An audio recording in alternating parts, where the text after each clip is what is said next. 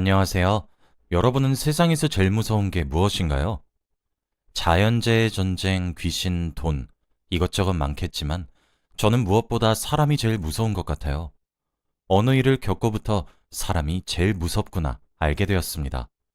제가 그렇게 생각하게 된 사연 한번 들어보시겠어요?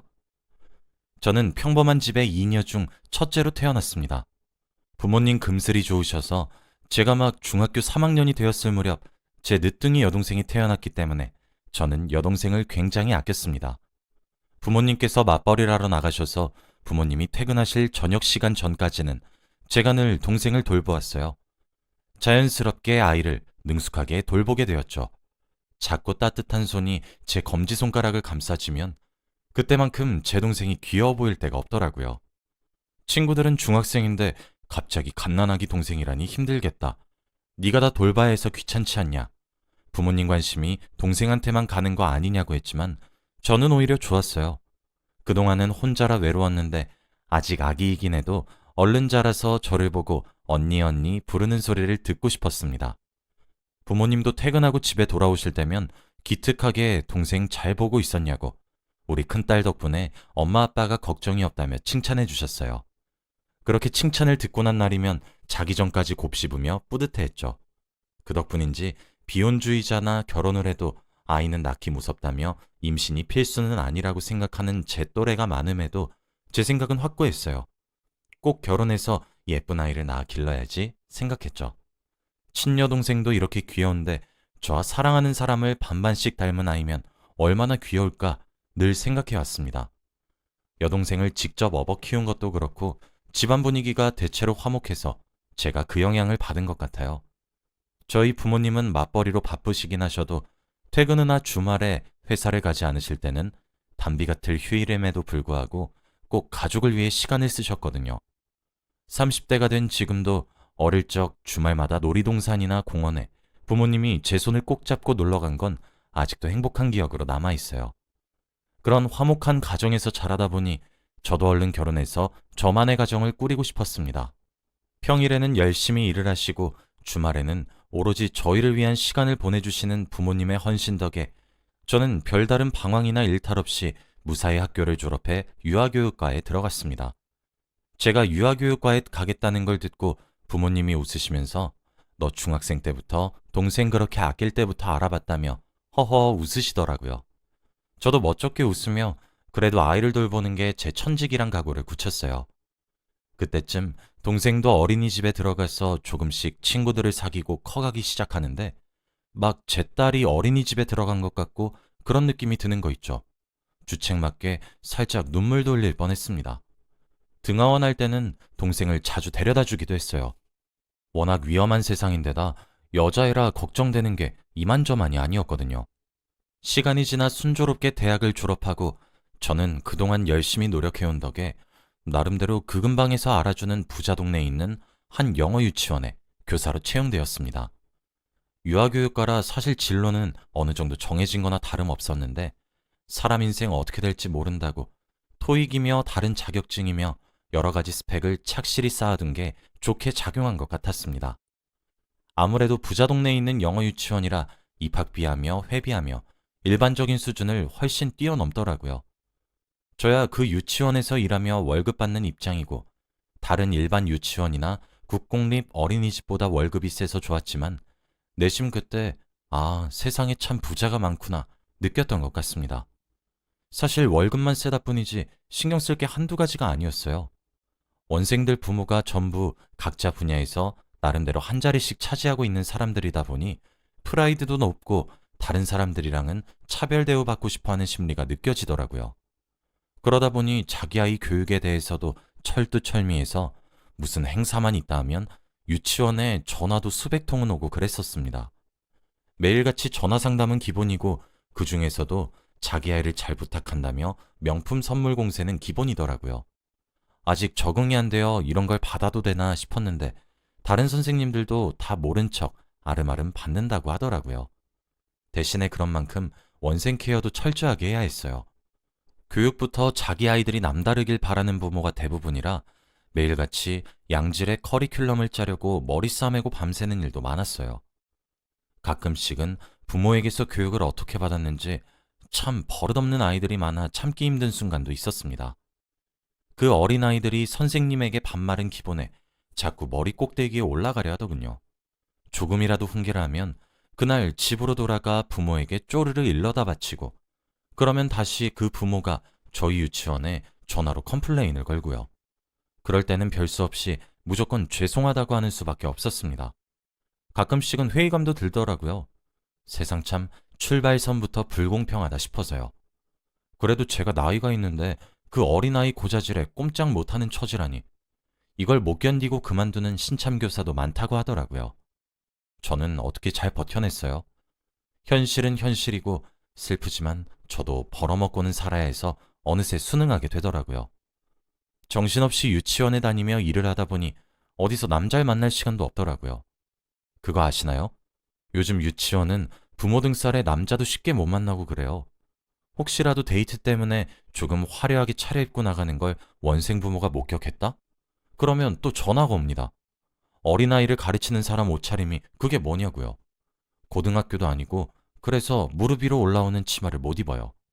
메신저 프로필에 혹시라도 남자친구와 함께 찍은 사진을 걸어놨다? 그래도 전화 옵니다. 싫어해요. 전에도 남자친구와 함께 여행 가서 찍은 사진을 프로필 사진으로 해뒀다가 원생 부모한테 연락이 와서 이 선생님이 이렇게 문란해서는 믿고 못 맡기겠다는 식으로 컴플레인이 걸렸다고 하더라고요. 정말 이상한 학부모 많아요. 상황이 이렇다 보니 아예 암묵적으로 지켜야 될 수칙으로 정해져 있는 거나 다름없습니다.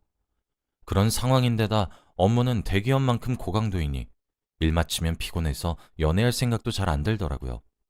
그냥 집 돌아와서 동생 학교 숙제나 도와주고 잠들고 그랬습니다.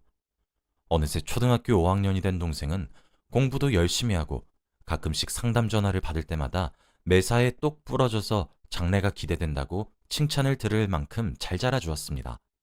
부모님은 여전히 맞벌이로 바쁘셨고 저도 직장이 있었지만 다행히 저는 매주 휴무가 보장되어서 여동생의 학교 생활도 제가 도맡아 관리했어요.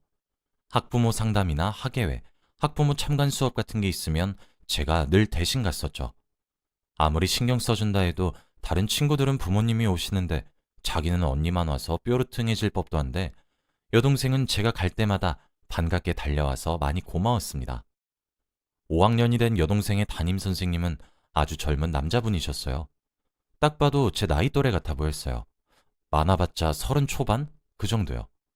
요즘 임용고시가 말도 안 되게 어렵다던데 그걸 저렇게 어린 나이에 통과한 건가 싶어 대단하다고 속으로 생각했었습니다. 초임이셔서 그런지 학생들에 대한 열정이 가득하시더라고요. 제가 처음 유치원에 들어갔을 때 모습이 생각나서 어쩐지 공감도 갔네요. 상담으로 얼굴도 자주 찾아뵙기도 했고 아무래도 제가 부모가 아니라 언니, 그리고 유치원 교사라는 특징 때문에 선생님께서 기억에 남았다고 하시더라고요. 저한테 여동생 칭찬도 하고 나이대가 비슷하다 보니 상담하는 내내 말이 통해서 자연스럽게 선생님과 서로 호감을 가진 사이로 발전하게 되었습니다. 여동생에게 떳떳한 관계는 아니었지만 그래도 마음이 가는 건 어쩔 수 없더라고요. 결국 여동생이 다음 학년으로 올라가 담임 선생님이 바뀌기 전까지 저희는 사귀는 걸 미루다 해가 바뀌고부터 사귀게 되었습니다.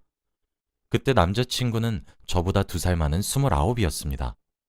오랜 시간이 지나도 변하지 않는 마음과 듬직함 때문에 남자친구와의 결혼을 꿈꾸고 남자친구도 마침 슬슬 결혼하는 게 어떻겠냐 물어와서 저희는 결혼을 결심하게 되었어요. 조심스럽게 저희 집에 연애한다는 소식과 결혼하고 싶다는 소식을 동시에 알리니 부모님이 깜짝 놀라시더라고요. 언제 그렇고 그런 사이가 됐냐면서요. 여동생은 맹랑하게 웃으면서 난 그럴 줄 알았어. 언니 이상하게 학교 올 때마다 되게 신경 써서 차려입고 오더라? 말하더라고요. 각자 부모님과 한 번씩 만나서 식사하기로 약속을 잡았습니다. 여동생은 몇 년 전 담임 선생님이 이제 자기 형부라니 어린 나이에 조금 혼란스러워하는 듯 했지만 예의 바르게 행동해 주었어요. 부모님도 자기들이 언제 너 의견에 반대하는 거 봤냐고 알아서 좋은 남자 골랐을 거라 믿는다며 남자친구와의 결혼을 허락해 주셨습니다. 그 후에는 남자친구네 집에서 식사 약속이 있었어요.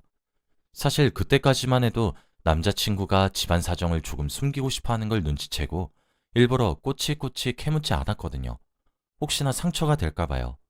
그래서 만약 남자친구네 집이 많이 어려운 형편이거나 가정사가 복잡하면 어쩌나 걱정도 했었습니다. 그런데 제 생각이랑은 정반대더라고요. 남자친구네 집은 멀리서 봐도 부잣집이었어요. 커다란 대문을 열고 들어가는 단독주택이었죠. 제가 깜짝 놀라서 어버버거리자 남자친구가 머쓱해하며 그제서야 말하더라고요. 사실 자기 아버지가 검찰에서 권위 있는 분이시라고요. 저는 입주가정부가 있는 집은 현실에서 처음 봤어요. 처음 집에 들어갔을 때 어머니로 보이는 여성분이 계셔서 인사했더니 남자친구가 집안일을 도맡아 하시는 이모님이라고 소개시켜 주더라고요. 자기가 엄청 어렸을 때부터 집에서 일을 도와주셨고 부모님이 일로 바쁘셨던 탓에 자기한텐 거의 유모나 다름없었다고요.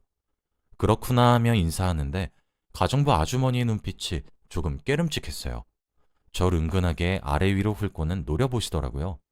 기분 탓이겠지 생각하며 남자친구 부모님과 인사를 나누었습니다. 부자라 나를 마음에 안 들어 하시면 어쩌나 생각했던 것과 달리 남자친구네 부모님은 식사 자리 내내 저를 불편하지 않게 배려해 주셔서 화기애애한 분위기 속에 식사를 했어요. 다만 가정부 아주머니가 국을 내오시다가 균형을 잃으신 건지 제게 국을 쏟아버리셨어요. 갑자기 뜨거운 국이 무릎에 쏟아져 모두들 당황하고 제가 화장실에 가서 재빨리 수습한 뒤에 급하게 식사 자리를 마무리했죠. 가정부 아주머니 때문에 급하게 식사 자리가 쫑나서 조금 찝찝했지만 남편 쪽 부모님은 집안 차이가 있음에도 다행히 제가 마음에 든 건지 또 봤으면 좋겠다고 해주시더라고요. 그 후로도 가끔씩 예비 시부모님 집에 들러서 식사를 종종 같이 하곤 그랬어요. 그때마다 가정부 아주머니가 제게만 찬밥을 주신다거나 식후에 멍들어 있는 과일을 주신다거나 해서 정말로 저를 싫어하시나 생각했던 것 같아요. 시간이 흘러 조금씩 결혼 계획이 잡히기 시작했어요. 날짜부터 식장, 드레스나 하객 규모는 어떻게 할 건지 상의하게 됐죠. 감사하게도 한 번 있는 결혼식 제 원하는 대로 하라며 지원은 아낌없이 해주겠다 하셔서 감사해하며 남자친구네 집에서 신중히 고르고 있었습니다. 지원해 주시다 보니 예의상 시부모님 의견도 들어봐야 할 것 같았거든요. 그런데 그때마다 가정부 아주머니가 오셔서는 제가 선택한 걸 보고는 이건 별로네. 드레스가 너무 촌스럽다. 식장이 커봤자 돈만 많이 들고 요즘은 스몰 웨딩도 유행이라더라. 이런 식으로 회방을 놓는 거예요. 그러면서 드레스 디자인도 제 맘에 안 드는 걸 가리키면서 이게 어떻냐고. 아가씨는 몸집이 좀 있어서 이런 걸로 최대한 가려야 한다면서 그러는 거예요. 갑자기 그런 말을 하시길래 너무 당황했는데 아랑곳않고 말하는 가정부 아주머니 때문에 기분 나쁘다고 어필할 타이밍을 놓쳐버리고 말았어요. 게다가 예비 신랑이 자기한텐 유머나 다름없다고 했던 말 때문에 남일 같지가 않으셔서 신경 써주시려는 건가 보다 좋게 좋게 생각하려고 했죠. 그런데 예비 시어머님이 잠시 자리를 비운 사이 제게 예물 예단은 준비했냐, 어떤 걸로 준비했냐 묻는 거예요. 자기가 이 집안에 오래 지냈으니 대충 집안 어르신들 취향을 다 꿰고 있다면서요. 그래서 좀 찜찜하긴 하지만 대충 머릿속에 생각하고 있던 걸 말씀드리니 인상을 팍 쓰시면서 역정내더군요. 아가씨, 그러는 거 아니야. 집안 보면 알겠지만 남들 다 해오는 정도로는 부족한 거 몰라? 누가 봐도 땡 잡은 결혼하는데 적당히 퉁치는 신부가 완전 칼만 안 들었지. 이거 강도 아니야, 강도? 그리고 또 말을 이으셨어요. 그리고 내가 그래도 나름 이 집안에 30년 가까이 일해오면서 이제 이 집안 식구나 다름없는데 나는 왜 빼나? 하시더라고요. 우리 아들, 아니. 누가 봐도 우리 호진도련님이 아까운 결혼인데. 아가씨 그러면 어른들이 뒤에서 욕해. 내가 아가씨 걱정돼서 그러는 거니까 예단 예물 뭐 할 건지 나한테 미리 검사받아.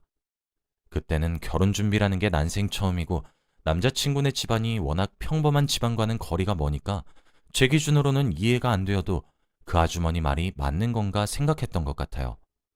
그래서 제가 여태까지 모아온 돈과 부모님의 도움을 합쳐 백화점에서 비싼 명품들로 예단 예물을 사서 가정부 아주머니께 가져다 드렸어요. 그 안에는 1,000만 원이 넘는 가정부 아주머니께 드릴 명품 가방도 있었죠. 그런데 제가 들고 온 걸 보시고는 도저히 안 되겠다면서 이거 그냥 두고 가라고, 자기가 가서 시부모님 취향에 맞춰 교환받아 올 테니까 걱정하지 말래요. 자기가 말투는 이래도 사실은 아들이나 다름없는 남자친구가 결혼하겠다고 데려온 아가씨라 괜히 신경이 쓰이고 나름대로 잘해주고 싶은 마음은 진심이라면서요.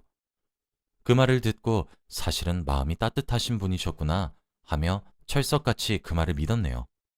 저를 생각해 주시는 고마운 마음에 다음날 가정부 아주머니께 다시 찾아갔어요. 이번엔 양손 가득 비싼 과일을 가지고 갔습니다. 도와주셔서 감사 인사도 할 겸 예단 예물 문제도 다시 상의할 겸이요. 아무리 생각해도 예단 예물 문제를 가정부 아주머니께 맡겨놓는 것도 예의가 아니고 시부모님 취향이 안 맞아도 뒤에서 이렇게 가정부 아주머니랑 짜고 치는 건 뭔가 찝찝해서 그냥 제가 알아서 하겠다고 말하려던 참이었어요. 그런데 그날따라 대문도 열려있고 혹시나 해서 현관문도 열어봤는데 열려있는 거예요. 그래서 조심스럽게 문을 열고 집 안에 들어가니 예비 시부모님은 늘 그렇듯 볼 일이 있으셔서 안 계신 것 같았어요. 그래서 가정부 아주머니 방 쪽으로 향했죠. 가까이 갈수록 가정부 아주머님의 목소리가 크게 들리는 걸로 보아 집에 계신 것 같았죠. 거의 방문 앞에 도착했을 무렵 가정부 아주머니가 누군가와 통화하고 있다는 걸 알 수 있었습니다. 그런데 그 내용을 자세히 들어보니 뭔가 이상하더라고요. 이유 모를 불안에 저는 핸드폰을 켜서 녹음 버튼을 눌렀습니다. 그래, 그 멍청한 년 아무것도 모르고 나한테 예단 예물이랍시고 다 갖다 바치더라니까?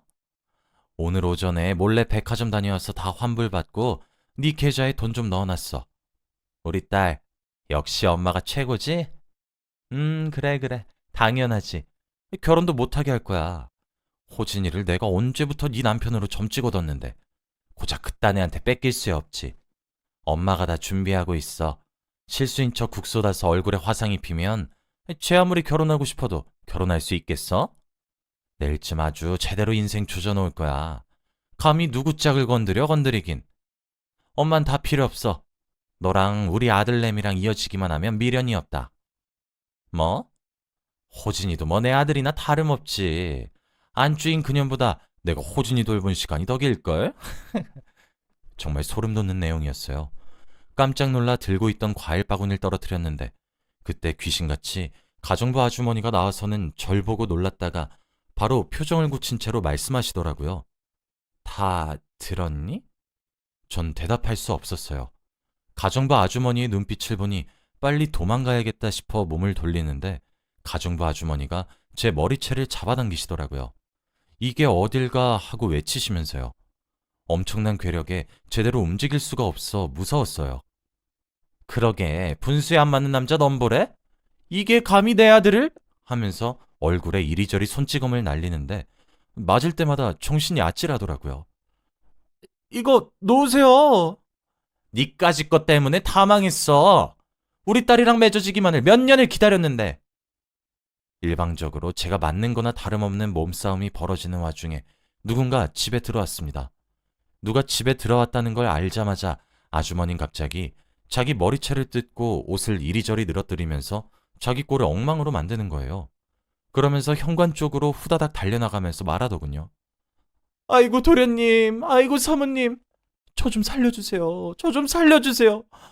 예비 며느님이 저보고 가정부 주제에 분술 지키라며 발길질하고 쥐어뜯고 살려주세요 사모님. 그 이야기를 듣는데 정말 어이가 없더라고요. 제가 당황해서 뒤늦게 달려나가 아니라고, 맞은 건 나라고 하는데 그럴 때마다 가정부 아주머니가 우는 소리를 크게 내시면서 방해하시더라고요. 그때 마침 손에 쥐고 있던 핸드폰이 보여 이것 좀 들어달라고 하며 볼륨을 최대로 키워 아까 난장판 상황이 녹음된 파일을 재생했습니다. 처음 가정부 아주머니의 충격적인 전화 내용은 물론 그 이후에 일방적으로 제게 폭력을 휘두르는 소리까지 아주 정확하게 녹음되어 있더라고요. 녹음을 듣자마자 사색이 된 아주머니는 예비 시부모님과 남자친구에게 무릎을 꿇고 빌었습니다. 하지만 예비 시부모님이 충격받은 얼굴로 이거 놓으라고, 당장 이 집에서 꺼지라고 호통치시는 바람에 가정부 아주머니가 그대로 냅다 주랭랑 쳤습니다.